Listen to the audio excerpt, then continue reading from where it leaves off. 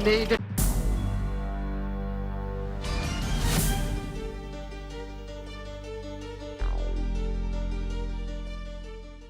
आज़ादी के ऐलान का ऐतिहासिक लम्हा था वो, लेकिन आज़ादी का वो जश्न देश के सामने कई बड़ी चुनौतियां भी लेकर आया। पंडित जवाहरलाल नेहरू ने कहा भी कि देश के सामने आज़ादी के बाद सबसे पहली और बड़ी चुनौती है भूख और गरीबी से निपटना। हर हिंदुस्तानी को तन ढकने के लिए कपड़ा मुहैया कराना, हर हिंदुस्तानी को रोज़गार मुहैया कराना और उससे भी बड़ा, हर हिंदुस्तानी को सम्मान से जीने का मौका देना, अधिकार देना। आर्थिक और सामाजिक विकास के एक बहुत बड़े दौर से उस वक्त भारत को गुजरना था और उसी दौर में गठन हुआ संसद के उच्च सदन राज्यसभा का। आज संसद को 60 साल पूरे हो चुके हैं। 60 साल के इस संसदीय इतिहास में बहुत से सुनहरे अध्याय लिखे गए। आइए देखते हैं राज्यसभा 60 साल का सफरनामा। 13 मई 1952 देश के संसदीय इतिहास का अहम दिन। संसद के उच्च सदन राज्यसभा और निचले सदन लोकसभा की पहली बैठक का वो दिन जब आजाद भारत ने अपनी संसदीय व्यवस्था को ठोस शक्ल दी और इसी दिन राज्यसभा के रूप में मिला जीवंत विचार विमर्श के साथ राज्यों और केंद्र के साझा हितों के पोषण का सार्थक और शक्तिशाली मंच। यही वो दिन था जिसके लिए देश के संविधान निर्माताओं ने अरसे तक संविधान सभा में ऐसे विचार रखे जो आज भी देश को प्रेरणा देती है। नई संसदीय व्यवस्था के तहत दूसरे सदन के साथ हम पहली बार शुरुआत कर रहे हैं और इस देश की जनता के सामने ये न्यायोचित ठहराने के लिए हमें अपनी पूरी शक्ति से कोशिश करनी चाहिए कि दूसरा सदन कानूनों को जल्दबाजी में बनाए जाने से रोकने के लिए जरूरी है। जो प्रस्ताव हमारे सामने रखे जाएं, उन पर हमें निरपेक्ष और तटस्थ होकर चर्चा करनी चाहिए। देश में विकसित हो रहे संघीय ढांचे में राज्यसभा को भविष्य में अहम भूमिका निभानी है। मुझे यकीन है कि सदन में समृद्ध विचारधारा और यहाँ लाए जाने वाले मामलों पर रोज चर्चा के जरिए और अधिक एकता उभरेगी और स्थायी राष्ट्रीय सहमति बनेगी। तब से आज तक बीते 60 साल में राज्यसभा ने भारत की संसदीय व्यवस्था में न सिर्फ अपनी सार्थकता को सिद्ध किया, बल्कि देश में विधायी और संविधान के संघीय ढांचे को मजबूत करने में बराबर योगदान दिया। समाज के कमजोर तबकों, विशेषकर महिलाओं को उनके अधिकार दिलाने के मकसद से कई अहम बिल राज्यसभा में पारित हुए और ऐसे ही कई विधेयकों में संशोधन की पहल भी राज्यसभा में हुई, जिन्हें बाद में लोकसभा ने भी मंजूरी दी। आर्थिक और सामाजिक बदलाव के अभियान में राज्यसभा की अहम भूमिका का अंदाजा बीते दशकों के दौरान इस उच्च सदन में पेश किए गए विधेयकों और उन पर हुई चर्चा से लगाया जा सकता है। आजादी के बाद बेहतर भारत का जो सपना संविधान निर्माताओं ने देखा था, शिक्षा का ये अधिकार उस दिशा में अहम कदम था। 6 से 14 साल तक के हर बच्चे को मुफ्त शिक्षा देने का ये विधेयक सबसे पहले राज्यसभा में रखा गया और राज्यसभा ने इसे गहन विचार विमर्श के बाद मंजूरी दी। ये कानून 2010 से अमल में आया। हाल में इस कानून के तहत 25% कोटे के दायरे में मानसिक और शारीरिक रूप से अक्षम लोगों को भी लाया गया। इसके तहत उन्हें घर में रहकर भी पढ़ाई का अधिकार दिया गया। सामाजिक विकास की दिशा में ये ऐतिहासिक बिल एक अहम कदम हो सकता है। विधायिका में महिलाओं की नुमाइंदगी बढ़ाकर उन्नत भारत की कल्पना ही इस विधेयक की मूल भावना थी, जिसे राज्यसभा ने मार्च 2010 में पारित कर दिया। इसे संविधान का 108वां संशोधन बिल भी कहा जाता है, जिसके तहत लोकसभा और राज्य की विधानसभाओं में महिलाओं के लिए 33% सीटें आरक्षित होनी है।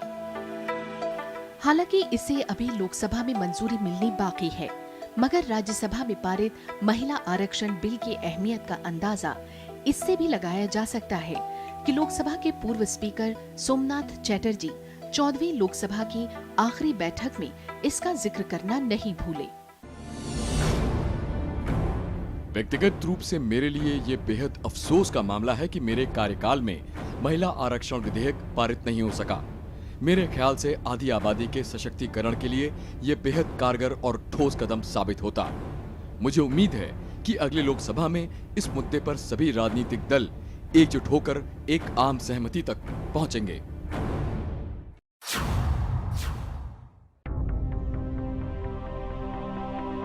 देश में असंगठित करोड़ों श्रमिकों के शोषण को खत्म करने और सामाजिक सुरक्षा दिलाने के मकसद से राज्यसभा में ये बिल रखा गया और सदन ने इसे मंजूरी दी।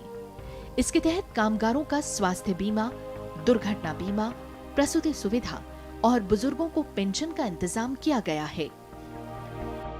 इसी तरह बाल विवाह प्रतिबंध कानून 2006, जिसने देश में कम उम्र में शादी पर काफी हद तक रोक लगाई। विवाह कानून संशोधन बिल 1999, जिसने परिवार में महिलाओं को उनका वाजिब हक दिलाने के नियम तय किए। मानव अंग प्रत्यारोपण कानून 1994, जिसके तहत इसके नियम कायदे तय किए गए। पुनर्वास परिषद कानून 1992, जिसके तहत शारीरिक रूप से अक्षम लोगों के पुनर्वास की व्यवस्था की गई। बाल श्रम प्रतिबंध कानून 1986 जैसे कितने ही कानून हैं जिन्हें राज्यसभा ने मंजूरी दी और जो समाज में महिलाओं, बच्चों और शोषित तबके को उनके अधिकार और सुरक्षा दिलाने में मददगार साबित हो रही है। विधायी कार्यों के अलावा राज्यसभा ने जिम्मेदारी को ईमानदारी से निभाने की ऐसी मिसाल देश के सामने कायम की जो न्यायिक तंत्र के लिए भी एक इतिहास बन गया। 17 अगस्त 2011 ये पहला मौका था जब किसी हाईकोर्ट के जज के खिलाफ राज्यसभा में महाभियोग प्रस्ताव पर चर्चा हुई। 18 अगस्त तक चली इस चर्चा में बीएसपी को छोड़कर सभी दलों ने एक आवाज में जस्टिस सेन को अनियमितताओं का दोषी माना और आखिर प्रस्ताव पारित हुआ। आज से नहीं बल्कि देश में विकास ने जब से रफ्तार पकड़नी शुरू की तभी से सामाजिक न्याय के लिहाज से राज्यसभा में ऐसे कई विधेयकों की बुनियाद रखी गई जिन्हें बाद में वैधानिक रूप दिया गया। उनमें सबसे अहम है Hindu marriage and divorce bill 1952, Hindu minority and guardianship bill 1953, Hindu succession bill 1954 और Hindu adoption and maintenance bill 1956। सरकार के साथ साथ राज्यसभा में कई सदस्यों ने महत्वपूर्ण निजी विधेयक पेश किए जिन्हें बाद में न सिर्फ राज्यसभा ने मंजूरी दी बल्कि उन्हें कानून का दर्जा भी मिला। 1956 में डॉक्टर सीता परमानंद ने हिंदू विवाह संशोधन विधेयक पेश किया। 1959 में श्री कैलाश बिहारी लाल ने अनाथालय और धर्मार्थ संस्था विधेयक और 1963 में दीवान चमन लाल ने भारतीय दंड संहिता संशोधन विधेयक सदन में पेश किया। इन सभी को सदन ने गहन चर्चा के बाद मंजूरी दी, जिसके बाद ये लोकसभा में भी स्वीकार किए गए। हालांकि अलग अलग दौर में कई सदस्यों के ऐसे भी विधेयक थे जिन्हें राज्यसभा ने चर्चा के लिए स्वीकार तो किया मगर बाद में मंजूरी नहीं दी। बीते 60 साल में ऐसे भी कई लम्हे आए जब राज्यसभा की राय संसद के निचले सदन लोकसभा से बिल्कुल अलग थी। कई मामलों में राज्यसभा की पहल पर सरकार ने कई अहम कदम उठाए। राज्यसभा के 6 दशक के इतिहास में वो लम्हे और उन पर देश के नामचीन विद्वानों की चर्चा अपने आप में सुनहरी अध्याय बन गए। संसद का उच्च सदन राज्यसभा आजाद भारत में सामाजिक आर्थिक विकास के जिस मकसद से इसका गठन हुआ वो कोई 2-4 दिन में तय नहीं हुआ। उसके पीछे 3 दशक से भी लंबा इतिहास है। एक दौर था जब अंग्रेजों ने इस दूसरे सदन का इस्तेमाल सिर्फ भारत में अपने हिसाब से हुकूमत चलाने के लिए किया, लेकिन जब देश ने गुलामी की बेड़ियां तोड़ी और देश में संसदीय तंत्र का ताना बाना नए सिरे से बुना गया, तब उच्च सदन के गठन की कवायद भी शुरू हुई। आज उच्च सदन का मत, राज्यसभा का मत, देश की आवाम का मत बनता है, सरकार का मत बनता है और देश को तरक्की के रास्ते पर ले जाने की दिशा दिखाता है। और इस सब की झलक सदन की पहली बैठक में ही दिख गई थी, क्योंकि मत भले ही वहां अलग थे लेकिन सबके एजेंडे पर था राष्ट्र निर्माण।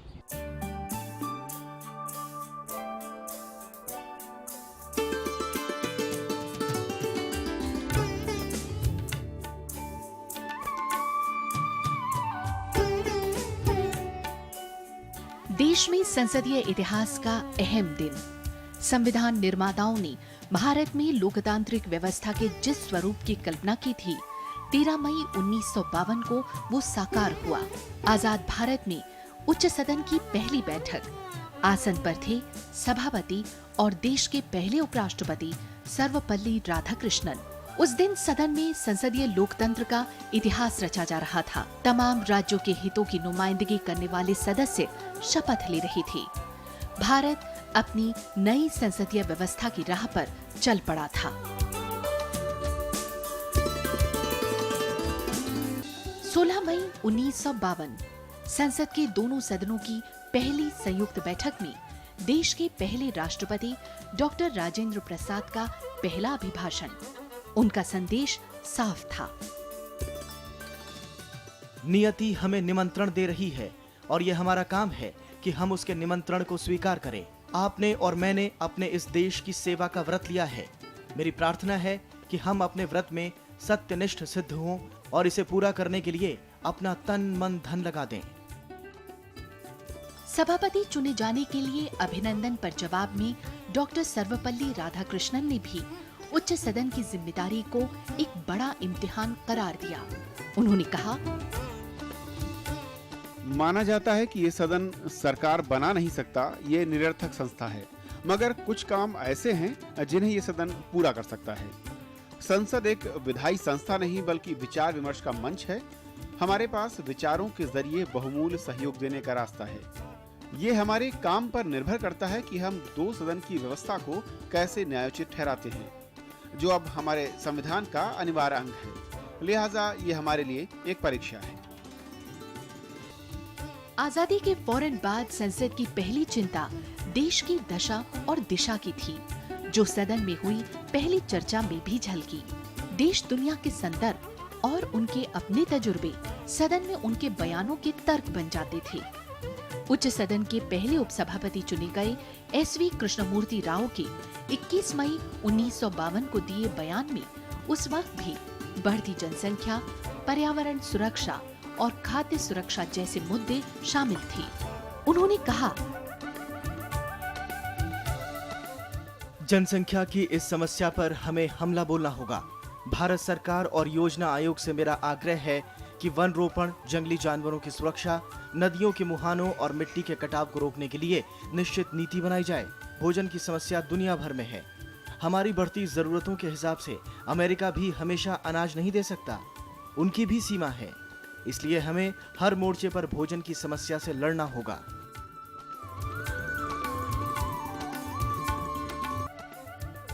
उभरते भारत में और खासकर सरकार से लोगों की अपेक्षा क्या हो सकती है? उच्च सदन की पहली बैठक में डॉक्टर भीमराव अंबेडकर के बयान में यही झलका। उन्होंने कहा, लोगों के परेशान होने से पहले अगर सरकार ने निश्चित समय सीमा में नतीजे नहीं दिए तो एक वक्त आएगा जब संसद में बैठे लोग अपनी जिम्मेदारी को समझेंगे और मुझे कोई शक नहीं कि उस वक्त जनता संसद को अवमानना की नजर से देखेगी।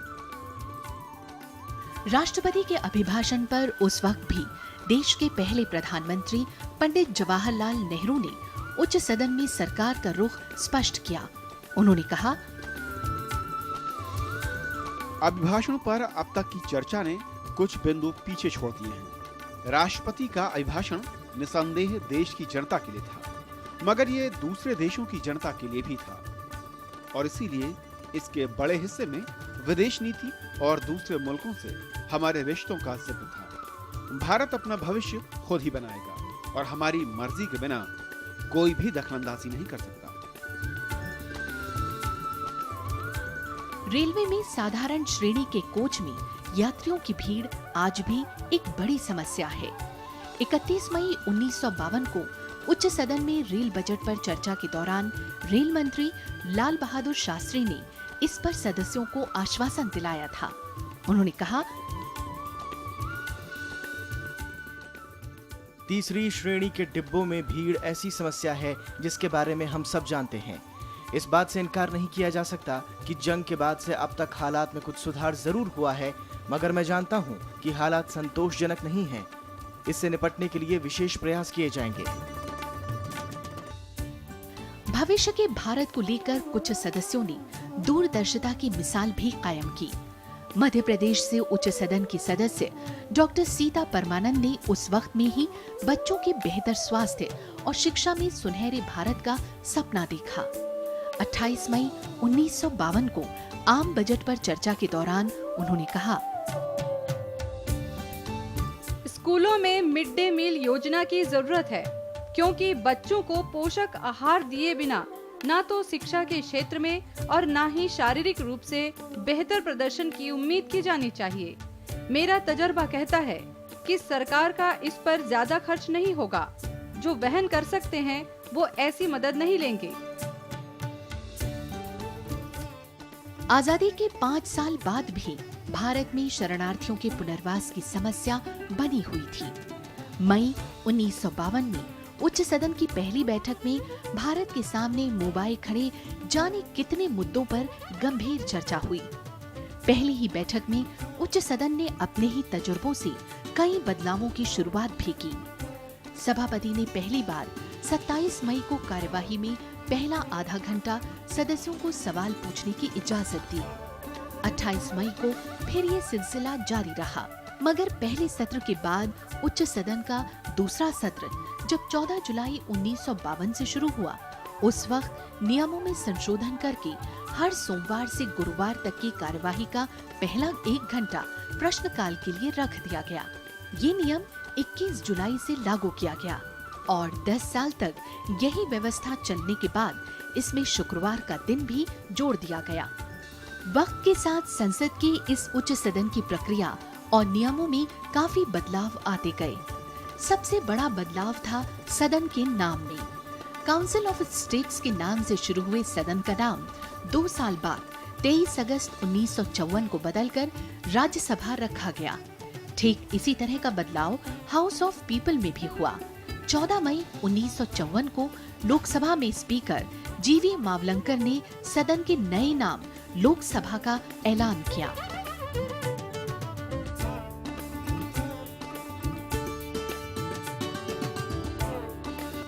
एक दिलचस्प बात ये भी है कि सन 1969 तक राज्यसभा में आधिकारिक रूप से कोई विपक्ष का नेता नहीं होता था।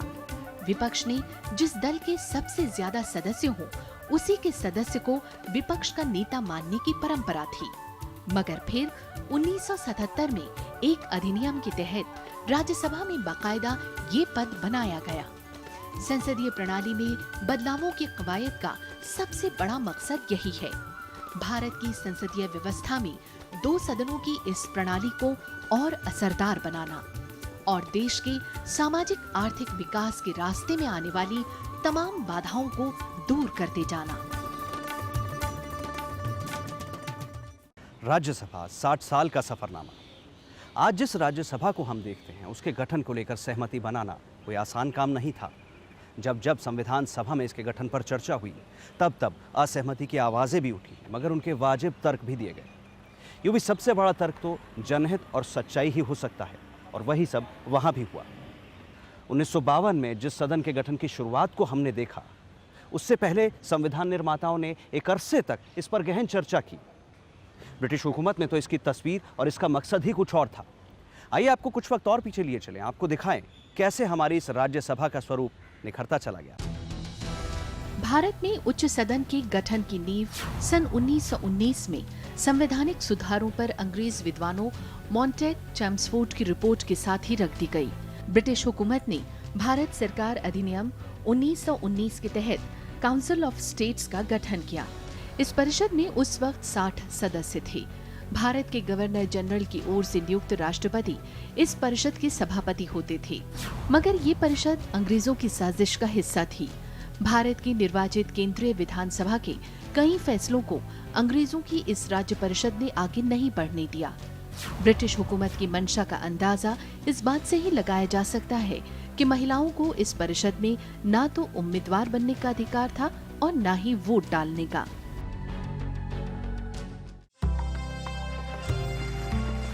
आजाद भारत के लिए उच्च सदन के गठन की नींव रखी गई 1928 में। पंडित मोतीलाल नेहरू की अगुवाई में बनी समिति ने भविष्य के संविधान की रूपरेखा तैयार की। इसमें संसदीय लोकतंत्र और 2 सदनों की व्यवस्था पर जोर दिया गया, मगर ब्रिटिश हुकूमत ने उसे मूर्त रूप नहीं लेने दिया। भारत सरकार अधिनियम 1935 के तहत संघीय ढांचे में बदलाव की फिर कोशिश हुई। इसके तहत काउंसिल ऑफ स्टेट्स में 260 सदस्य बनाए जाने थे, जिसमें ब्रिटिश हुकूमत के 156 सदस्य और राज्यों के 104 नुमाइंदे होते। इसमें काउंसिल ऑफ स्टेट्स के 1/3 सदस्यों को हर तीसरे साल रिटायर होने का प्रावधान रखा गया। इसी तरह संघीय सभा यानी आज की लोकसभा में 375 सदस्य बनाए जाते, मगर इस पर भी अमल नहीं हो पाया।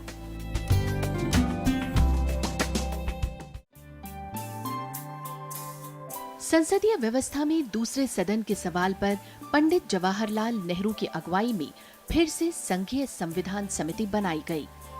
देश में आज राज्यसभा का जो स्वरूप हमारे सामने है, पंडित नेहरू ने उसकी बुनियाद उसी रिपोर्ट में रख दी थी। संघीय ढांचे को लेकर पंडित नेहरू का नजरिया देखिए। दोनों सदनों को संविधान के दायरे में अपनी प्रक्रिया तय करने का अधिकार है। कोई एक सदन ही संसद नहीं है, दोनों सदन मिलकर ही भारत की संसद बनते हैं। लोकतांत्रिक व्यवस्था में संविधान की कामयाबी दोनों सदनों के परस्पर सहयोग में ही है।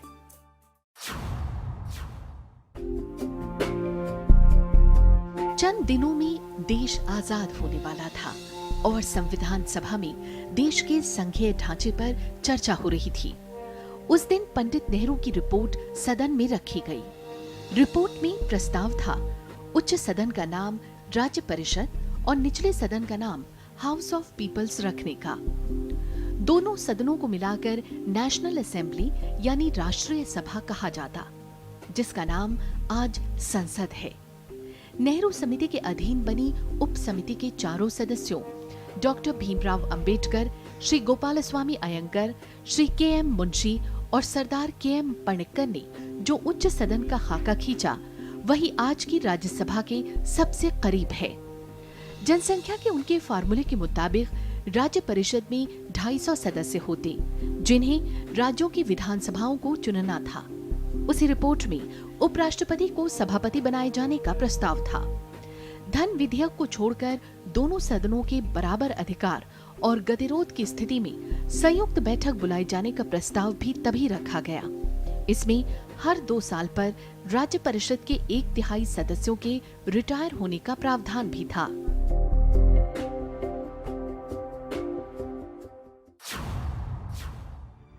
संविधान सभा में संघीय ढांचे पर नेहरू समिति की रिपोर्ट पर चर्चा शुरू हुई, जहां उच्च सदन के गठन पर विरोध के स्वर भी उठे। उस वक्त गोपालस्वामी अयंगर ने दूसरे सदन के हक में जो कहा, वो अभूतपूर्व था। पूरी दुनिया में जहां संघीय ढांचा है, वहां दूसरे सदन की जरूरत व्यवहारिक रूप से महसूस की गई। दूसरे सदन से हमें जरूरी मसलों पर गरिमा में चर्चा और विधेयकों पर जल्दबाजी ना करने की अपेक्षा है, जब तक कि उन पर आवेश शांत नहीं हो जाता और धैर्य के साथ विधायिका उन पर निर्णय ले। उच्च सदन ऐसे अनुभवी लोगों के लिए मौका भी होगा जो राजनीतिक प्रतिस्पर्धा में ना रहे हों, मगर अनुभवों के साथ चर्चा में भागीदार बनना चाहते हों। कुछ ऐसी ही चर्चा के साथ संविधान सभा ने उस रिपोर्ट को मंजूर किया। हालांकि उस चर्चा में संसद का नाम नेशनल असेंबली रखने का प्रस्ताव नामंजूर कर दिया गया। संविधान का पहला मसौदा तैयार हुआ और उसमें ज्यादातर वही प्रावधान शामिल किए गए जिनका जिक्र नेहरू कमेटी की रिपोर्ट में था। हालांकि समिति ने कुछ बदलाव भी किए। मसलन भारत को राज्यों का संघ माना जाए, महासंघ नहीं। विधायिका को संसद के नाम से संबोधित किया जाए। राष्ट्रपति को 15 सदस्यों को मनोनीत करने का अधिकार हो। इन प्रावधानों पर संविधान सभा ने सन 1949 में गहन चर्चा की। जनवरी, मई और जून के महीनों में हुई इस चर्चा के दौरान कई संशोधन सदन में रखे गए। संविधान की कई बारीकियों के लिहाज से डॉक्टर अंबेडकर ने उस मसौदे में संशोधन के कई प्रस्ताव किए जिन्हें सदन ने पारित किया। डॉक्टर अंबेडकर ने ही संसद की कार्यवाही को असरदार बनाने के लिए दोनों सदनों के लिए अलग सचिवालय के गठन की पहल की। राज्यसभा के सदस्यों की संख्या अनिवार्य रूप से 250 नहीं होनी चाहिए, ये उसकी उच्चतम संख्या हो। राष्ट्रपति को 12 सदस्यों के मनोनयन का अधिकार हो। ये प्रस्ताव भी डॉक्टर अंबेडकर के ही थे जिन्हें सदन ने पारित किया और आखिर अप्रैल 1952 में उच्च सदन का गठन हुआ। भारत के संघीय ढांचे में उच्च सदन के जिस योगदान की कल्पना संविधान के संस्थापकों ने की, उसका एक बेहतरीन स्वरूप राज्यसभा के रूप में हमारे सामने है। खुद डॉक्टर अंबेडकर और गोपालस्वामी अयंगार ने देश की पहली राज्य परिषद के सदस्य के रूप में योगदान देकर देश के कर्णधारों को नई राह दिखाई।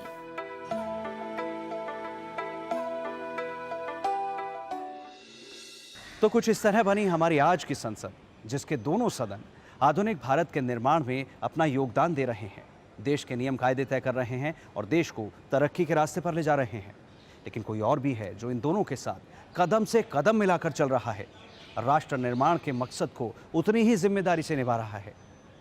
ये हैं हमारे देश की मिनी पार्लियामेंट यानी संसद की स्थायी समितियां।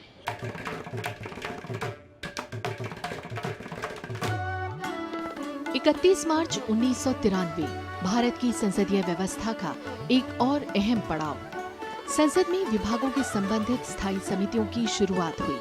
सरकार के कई विभागों से जुड़ी कुल 17 संसदीय समितियों का गठन कर दिया गया, क्योंकि देश इसकी जरूरत महसूस करने लगा था और मकसद था संसद और सरकार को जनता के हित में ज्यादा असरदार बनाना। तत्कालीन उपराष्ट्रपति KR नारायणन ने भी कहा, हमारी संसदीय व्यवस्था में विस्तार के नए दौर में हम प्रवेश कर रहे हैं। मैं नहीं मानता कि इंसानों के संस्थान में इतिहास का कभी अंत होता है। समिति व्यवस्था दूसरी संसदों में पिछले कुछ वक्त से है, मगर हम उसी शक्ल में इसे नहीं अपना रहे, बल्कि ये हमारा अनुभव है कि हमारी व्यवस्था को इसकी जरूरत है।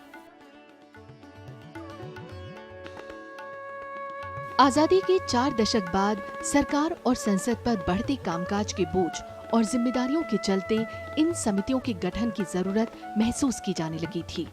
इसकी शुरुआत 1979 में कृषि, विज्ञान और प्रौद्योगिकी और पर्यावरण से जुड़ी 3 स्थायी समितियों के गठन के साथ हो चुकी थी, लेकिन सरकार के तमाम विभागों के कामों में जवाबदेही बढ़ाने और तेजी लाने की जरूरत थी।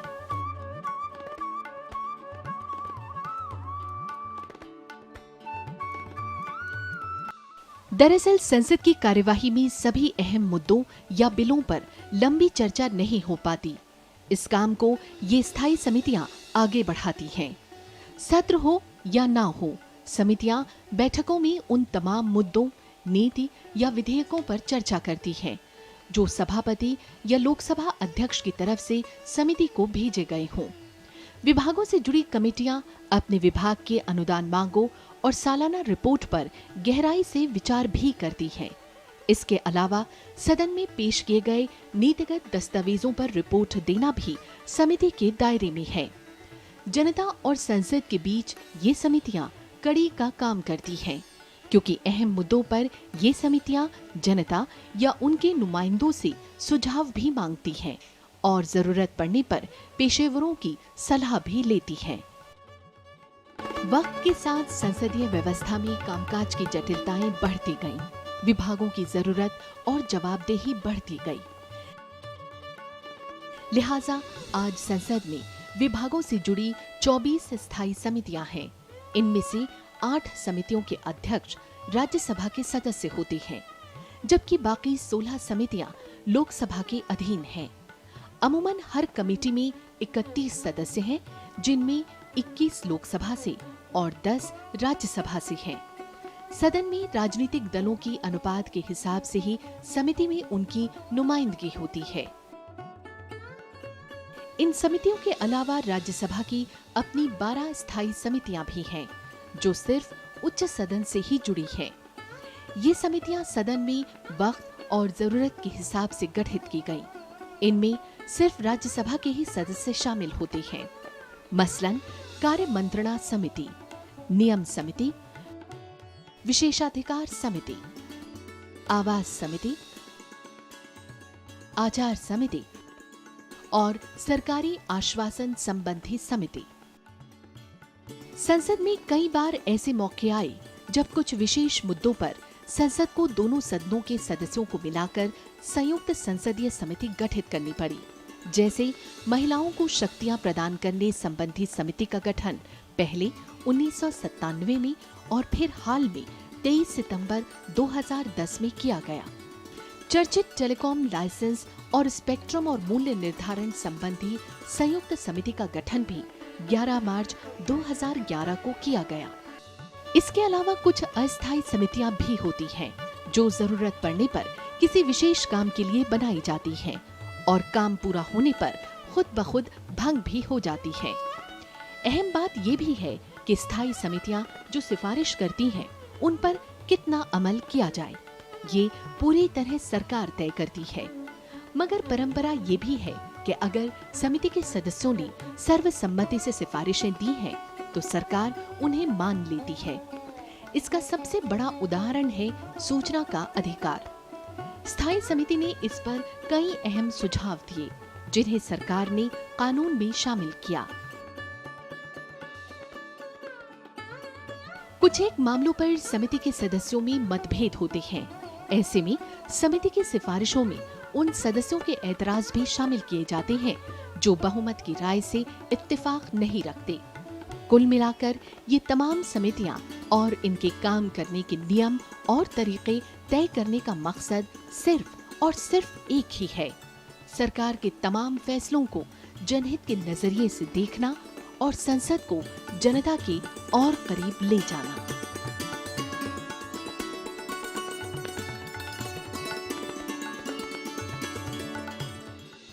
राज्यसभा के 60 साल का सफर बस इतने में नहीं सिमट सकता। इस दौर में बहुत कुछ ऐसा हुआ जिसने हमें, हमारे समाज और हमारे देश को इस मुकाम तक पहुंचाया।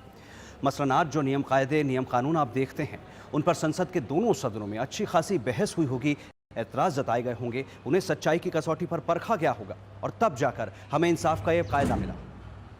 आज भी संसद में आज जो बहस मुबाहिसा देखते हैं, उसका भी मकसद यही है ताकि आपकी और हमारी आने वाली पीढ़ी को वही इंसाफ का कायदा मिले। हम सब अमन और चैन से जिए, पूरे विश्व में शांति हो।